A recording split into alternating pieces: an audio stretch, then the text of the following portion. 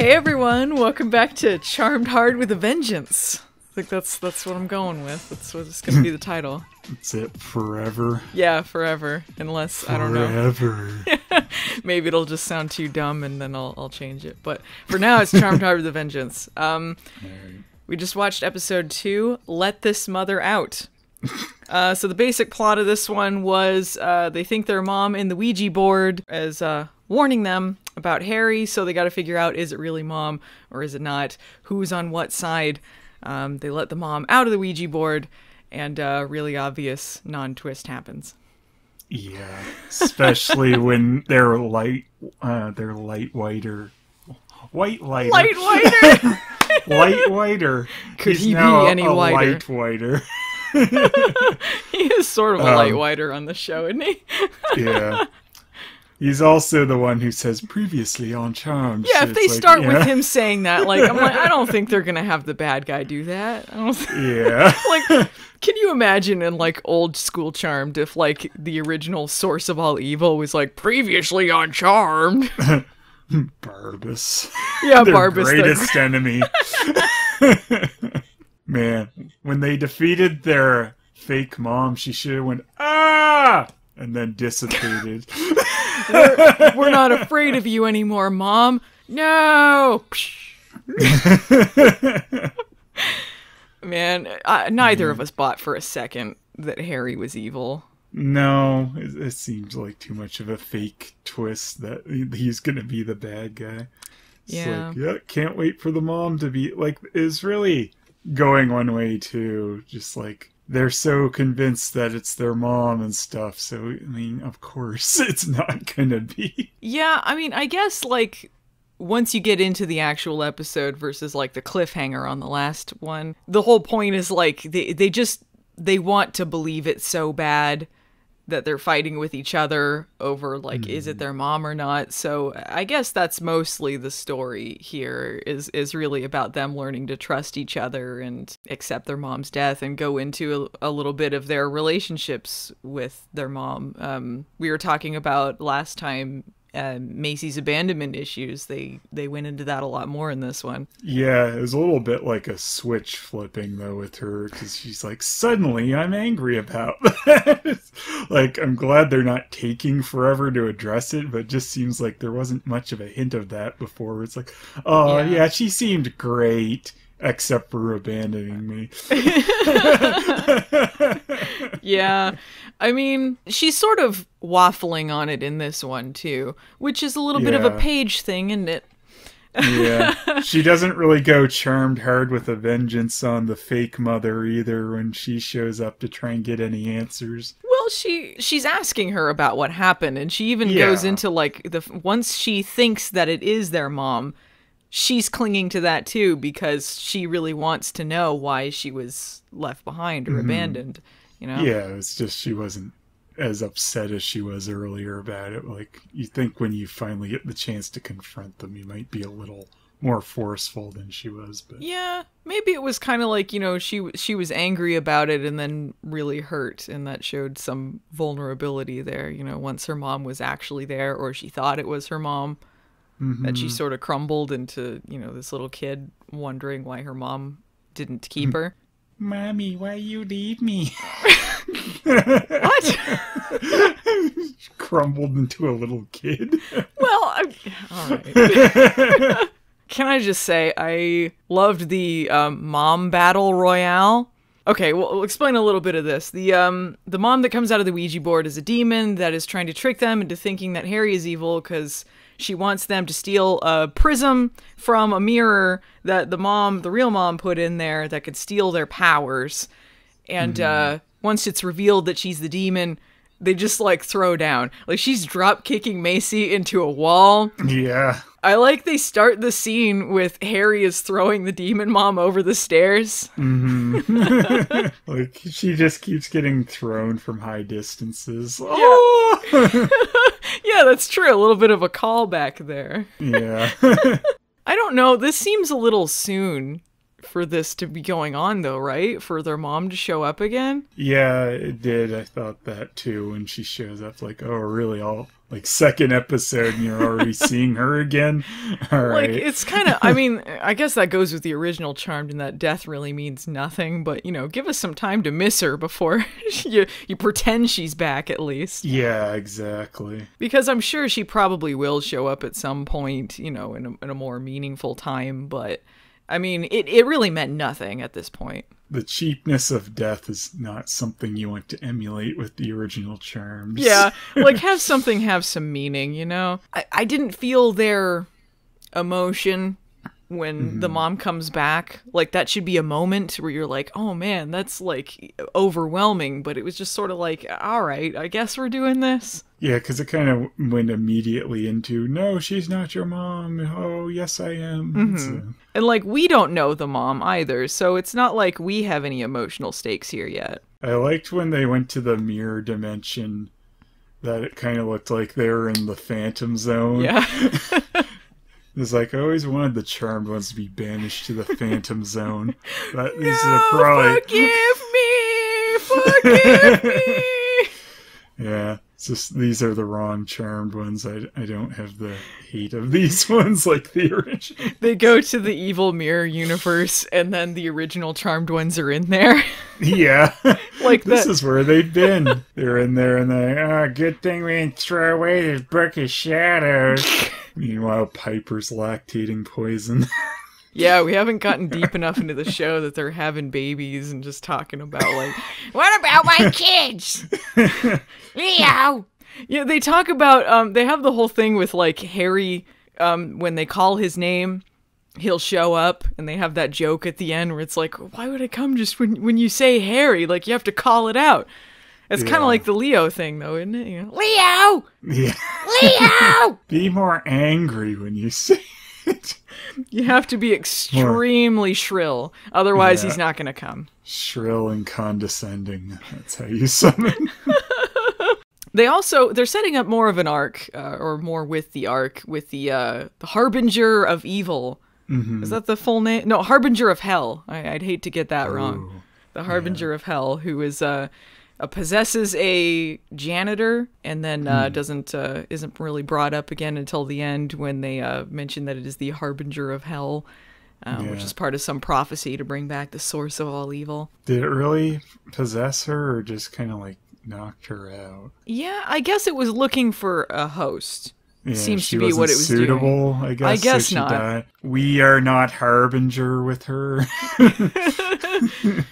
When they showed that lady in the opening, the cold open thing, I was like, that looks like a stunt lady. And sure enough, she just gets flung back and doesn't do anything else in the episode.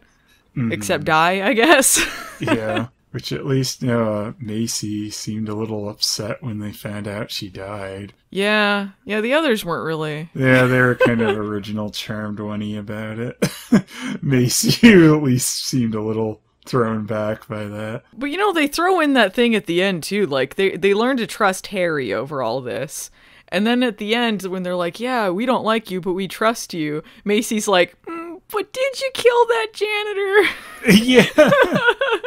Yeah. Got some issues to work out with their Giles here. Yeah. What was silly, though, is like when Macy sees Harry in there wiping the janitor woman's mind before she's died. And then he's like, anyway, we need to find out more evidence about this demon thing that attacked her. It's like, well, maybe you try to get her awake before you wipe her mind, and then you can find some stuff out. Yeah, that just seemed extremely suspicious. And now it just makes him seem kind of inept. Yeah, and I think it was just to service the plot of, like, making him look suspicious, but it's like, you're also damaging him as a whole to be that stupid. Yeah. Like, if you do that, just in service of this silly plot. Yeah. Yeah. Alright, girls, kill first and ask questions later. Anyway, Brexit joke. Brexit. They got Brexit, Meghan Markle. This is a real British extravaganza of topical jokes. How do you feel about the topical jokes being thrown in here, by the way? I don't know. I guess it's okay. It's just a little silly when you hear the Brexit joke. Occasionally it verges into, like, this is going to be dated really quickly territory. Yeah, definitely. I mean, I guess whenever you do topical things, it's going to be dated. I do like how much more modern they are about stuff. Like, obviously it is a more modern show, but they use it to their advantage, like when she uses the phone reflection to show the demon what it looks like to kill it. Yeah, I kind of figured that was going to be how she did it the moment they're like, oh, the mirrors are gone. So pull out a phone. She's the young, hip one. Yeah. Ooh, phones. It does appear that they are bringing back the deliciously tacky fashion from the original show. Did you notice that? Not really. I don't know, particularly with Maggie, with her Beetlejuice Puffs shirt going on and the leather skirt. Like, I like it, I'm digging it, but it very much seems in the vein of like Phoebe had some really crazy outfits. Yeah, I mean, yeah, definitely I noticed the puff shirt, but I didn't really equate it to old Phoebe because hers were usually just weird things. Well, this one was like cool. Sometimes Phoebe's fashions could be cool, but a lot of time it was like, what is this? Yeah. I've never seen such a Franken shirt in my life kind of thing. Like cut up wedding dress or whatever that was and stuff. She's like, what if I had a shirt that was both a spaghetti strap and long sleeve? Mm-hmm. How about we don't? Yeah. Pantaloons? Macy had some plaid pants going on. Because she's a scientist. You could make a drinking game out of her saying, I'm a scientist. She threw another one in here. Yeah. Like when they read the Latin on the mirror and she knows what it says, she's like, 'cause I'm a scientist. Like, I don't think every scientist knows Latin. No. Like, you would know some for, like, terms, but it's not like you can speak Latin because you're a scientist. Yeah, exactly. What is Macy's job, by the way? She wears a lab coat. She is a scientist, but what specifically does she do? Yeah, I'm not sure. Like, she works for the university. Yeah, I'm not sure what they're really doing. But what kind of university has that kind of science department? Like, what are they doing? Yeah, that's kind of ridiculous. It doesn't appear to be a class. Well, no, they're not teachers. They're just doing science? I don't know. Are they doing experiments? What kind of ship was that sexual assaulting demon from the last episode running? I mean... Yeah, they just gave Mr. Freeze run to do whatever he wanted, and now that he's dead, they're just like, alright, well, let's never check in on what the scientists are doing. It just seems nebulous. Yeah. They're just in there studying their Latin. They just do science. What? It doesn't need more explanation. Are you doing the science today? No, I can't come in. I'm doing magic. At first, I thought maybe there were patients in there or something first. No, I don't know what they'd be doing on people. They're just conducting unethical experiments on people. Macy was kind of like... She was kind of like the group mom in this one. Like, she was not about the whole Ouija board thing, because she wasn't sure it was their mom at first, and then, like, she sees them, like, playing with it when she wasn't around, and she's like, what do you think you're doing? Yeah, it was kind of like, alright, you girls be good while I'm gone, no playing Ouija. Yeah. Ah, mamma mia! And then Mel went, ah, and then dissipated. Yeah!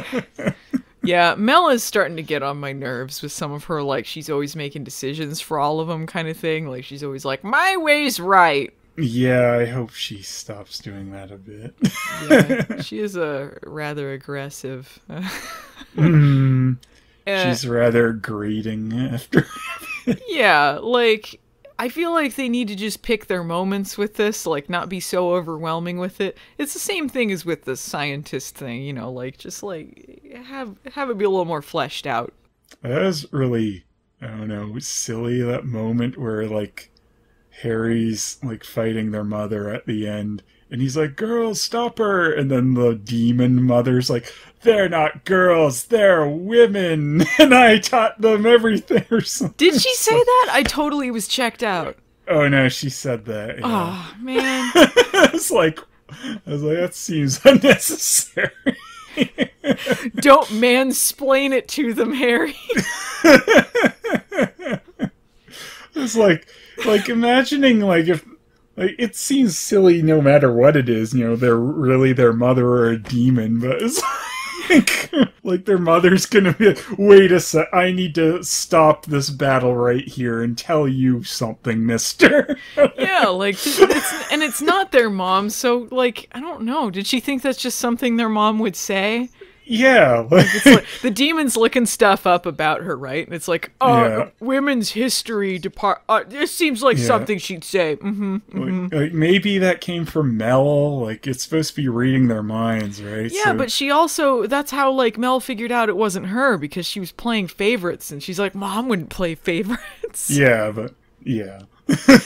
Which was really silly, like you said, because why'd she not know that then? Yeah, it seems like they took the easy way out with that one, because a demon that could just look in your head and say whatever you want, that's to their advantage. But if it's just throwing out whatever the hell, I mean, maybe they could have found a different way to go about that. Maybe they don't know, and she doesn't say anything to make them think it's not their mom, but they have to figure out who they really trust, and that's a huge leap they have to take to be able to trust Harry or each other or whatever over their mom, which seems really convincing. Yeah. Was the demon mother's plan to trap them in the Phantom Zone? It wanted the prism that they took from the Phantom Zone to suck their powers out. About to get stuck there, so... I think that's just because it was a trap, for anyone that was trying to steal it. I don't think specifically it was for them, but... Okay, so the mother almost trapped her own kids? Well, she stuck it in there because she didn't want anyone to get it. Yeah, but she left that booby trap and almost trapped her kids for eternity. Well, she didn't think they would go after it. No, but it's just funny to think of. Mother just there in the afterlife. Shucks. I'm not afraid of you girls anymore. No!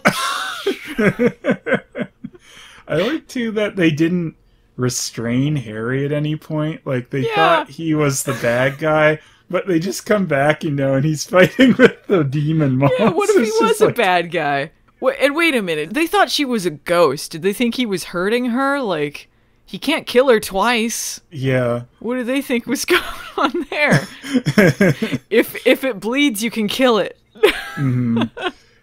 Yeah, so really there's no risk in plunging the knife into the mother, because, she's a spirit. It's not going to do anything. Yeah, maybe some trust issues with Ghost Mom, but... Look, Mom, if you're really our mom's spirit, you're not gonna be bothered by me throwing this knife through you. I want to talk about Mel's girlfriend, Nico. We didn't really get into that very much in the last episode, because she wasn't really doing that much, so... She's the new Darryl! She's the new Darryl! I don't want to know. I don't want to know. Because she's a cop! Damn it, I'm a cop! I didn't even realize she was a cop. I'm sure this was probably thrown in the big exposition dump, but I had no idea. Yeah, not till they showed her interrogating that person. Maybe I just missed whenever they mentioned it in the pilot, but when I saw her interrogating someone, I was just like, oh, she's the new Darryl! New Darryl! No one can be as good as Darryl, though. You can't reboot Darryl. It's OG or nothing. Yeah, I noticed her badge when she was walking, and I was like, wait, is she a cop? And then they started, showing her interrogating them and all that. I don't know how I feel about her character yet. I like that they have the representation. They don't make a big deal out of it being a gay relationship. But I don't think she's that well fleshed out yet. But that's sort of the same with any romantic attachments thus far, so... Yeah, it's 2 episodes, so we haven't had a lot of time to focus on a lot of extra characters. It seemed like they were changing some things about her, they were like, ugh, glasses, ugly, she was just wearing them to look smarter or something like that. Yeah, that seemed really silly. Just say she put in contacts, you don't have to... Yeah, or why bother? They were like, she needs to be sexier. Yeah. Mel needs a sexy girlfriend. Can't have no glasses uggos. Like, Macy was supposed to have made, like, a magic truth serum, not just sodium pentothal, right? No, it was a magic thing, because the book opened to tell them how to make a magic truth serum. But basically it was like drugging them, wasn't it? Just calling it magic is... Well, it was, but yeah, it was worse than sodium pentothal, because it makes you run around yelling at, truths at people. It turns you into reason. Jim Carrey and Liar Liar. Yeah. Mel made a wish that just for one day her girlfriend couldn't tell a lie. Nico, you can't tell lies! We don't know Nico very well at all, even less so than everyone else, so I feel like the truth thing didn't hit as well as it could have. Because that would be really funny if it's like a character you're really familiar with and they just say whatever's on their mind. But, yeah. I mean, the couple scenes that we got of Nico before, like, all we got was girlfriend. Yeah. I still don't even really know, like, what is her personality? Like, who is she besides cop? Yeah, I don't know. I don't want to know. I don't want to know. Imagine there's going to be an episode soon there where, like, they're on a case or whatever, and magic gets involved, and then they're not going to be able to tell her something, and she's like, "Are you hiding secrets from me, Mel?" It seemed like she was thinking she was keeping secrets from her, because there was that moment where she was like, "Oh, Mel, never mind," and then leaves. But they didn't really give her any... No, I know what that was about, because she was guilty because she cheated on her, or didn't cheat on her, we're not sure. Possibly. It seemed they were on an off phase for like a week or so. They were on a break! And she slept with Jim Carrey from Liar Liar. She slept with her ex-fiancé, and no, Mel was right to be angry about that one. Like, even if they were on an off phase, it would still be upsetting. Yeah, like if you're still saying you're working on things, then yeah. Even if they weren't together and they thought they were apart forever, and then they got back together to find out that, you know, they slept with someone that they were previously with. Them. Yeah. And also, like, it couldn't have been that much time after they had broken up, too. So, like, how quickly moving on to someone else. So... I mean, it's impossible not to feel anything about that, even if you were technically not together. Yeah, so it seemed kind of silly because Maggie at the end was like, "Oh yeah, Mel, you weren't supposed to hear that, so pretend you didn't." Like, that would be really hard to pretend you didn't hear that. Well, and that's kind of insensitive to say, too, because, like... Yeah. Like, why should she do that? Like... If she forgives her, then she forgives her. But, you know, just to say, like, because magic did it, it didn't happen. Like, or because magic made her admit to it, you know. It was the same thing when Mel came home and was trying to tell Maggie about that. Like, I just found out that she slept with her ex, and she's like, "Yeah, we don't have time for that right now because this is going on." We got dates, lots and lots of dates. Yeah, lots of dates. I need to go on about sorority again. I need to make Mom a new bong. What was that about? She made her mom a bong? Maybe that's why her mom had to give Macy up, was she needed drug money, so she sold her. I can't be taking care of a baby. I could sell this baby for some drug money. How much do you think Macy was worth? She used to get high on magic, but she built up a tolerance, so she had to turn to drugs. Their mom was really not a good person. Nor was Macy's adoptive parents, actually, because they bought a child. That was a human life. Yeah. Like, really, should have ended with the three of them like, "You know what? It may not have been our mother, but this demon was better than our mother." Harry, will you be our new mom? Will I? I thought you'd never ask. Us joining together is like the opposite of Brexit. Presidential tweets! You girls need to use the magic spell of Covfefe. That one's already. It feels like 16 years ago. I feel like 2016 has just, like, since then, we've lived a lifetime. Yeah. I wanted to talk about, because we didn't bring it up last time, the 48-hour rule. This was a big issue that I had with the original Charmed. They have this rule that within the first 48 hours of a witch's powers, they have to decide whether they're good or evil or not. And apparently that's them forever, except all of those other times they're turned evil, and people who turn to the side of good, and all this other stuff. Yep. But they always presented it like that was just like a solid thing, which never made sense to me. Because it's like, okay, so what about people whose powers weren't bound as children? Like, is a toddler going to have to decide if they're good or evil? Yeah, ridiculous. And they bring up a similar thing here, where they have 48 hours to decide whether they want to keep their powers or not and become the charmed ones, which gives them more autonomy in the situation. Like, it's not thrust upon them. They get to decide if they want to have these powers, which is nice, but still brings up the question, like, what about people whose powers weren't bound? Hey, little kid, you want to keep your powers? I guess that's a yes. Yeah. It's like when we saw a stupid baby using his powers in the original Charmed all the times. Like, did someone come and ask that baby if it's evil yet, or... Well, clearly he chose the side of evil. That's why he became the lead singer of Nickelback. Hey, Wyatt and I were playing PlayStation and using our powers to cheat, and then suddenly the powers cut out, and we're like, what? Let's do some time traveling. Find out what's going on. Darn, if only that Chris show had taken off. I think people in the comments... By the way, I do love the comment section. They have some really great jokes in here. Like, they were killing me with, like, you know, Macy's dad was a brilliant scientist. Or and someone said maybe her dad's a leprechaun. So good. But there's a faction of the audience that are very, like, anti-remake. And if that's the prerogative, that's fine. Like, they don't have to enjoy this remake. Like, it could be really bad. You do. You have to enjoy this. Yeah, but there's a lot of people who don't seem to remember the original Charm very well. At all. I could see why people would be upset at the heavy-handedness of some of the themes about gender and sexism and stuff like that, and that's perfectly valid.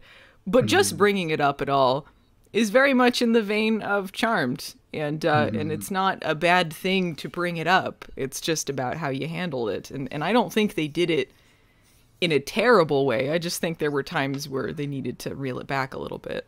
Yeah. You know, we've gone over the original Charmed plenty about, like, how they handled sexism and gender issues and stuff like that, but... Not very well. But if you're just going to compare the two shows and their themes, like, that's just been part of Charmed. It has been. It's like a show with 3 female leads. Of course it's going to talk about gender issues. I do appreciate that the new Charmed has a diverse cast. I don't think we really talked about that. The fact that they have Latina actresses and half-black actress. And I believe the girlfriend, Nico, is Asian. So they have a lot of, like, different ethnicities, and I feel like that's more representation than was in the previous Charmed.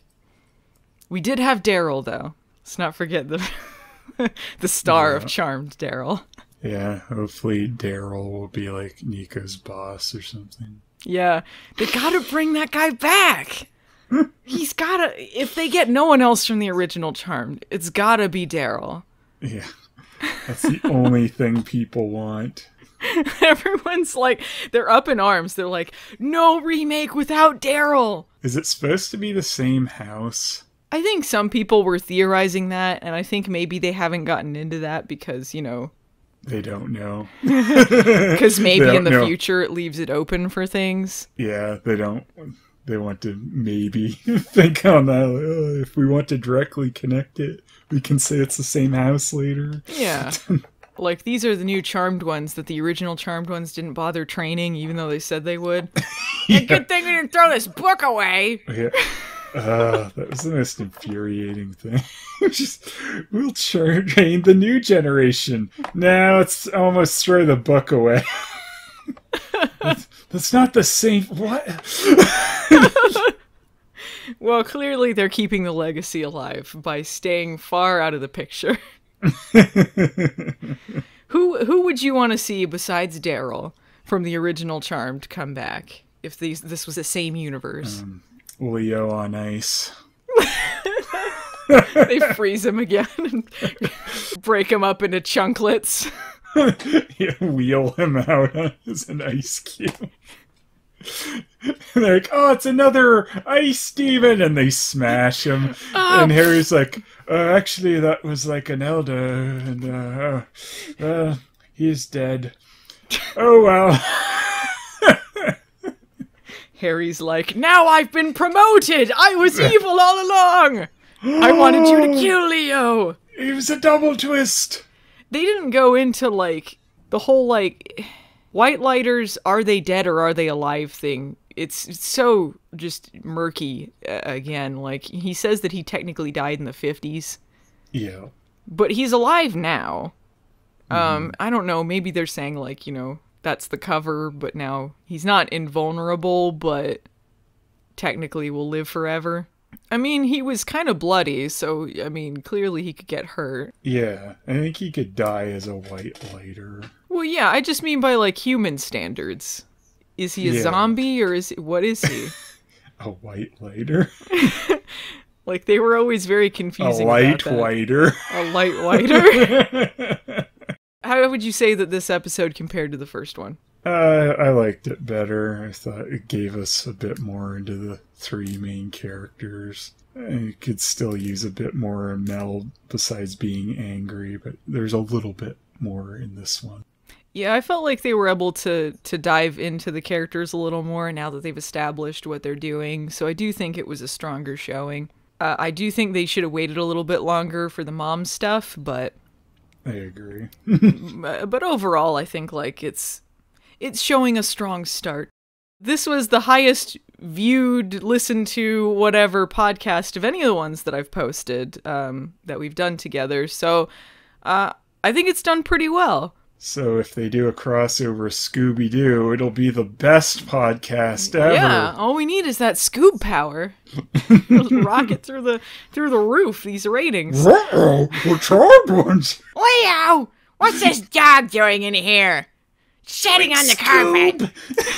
They're gonna destroy the patriarchy.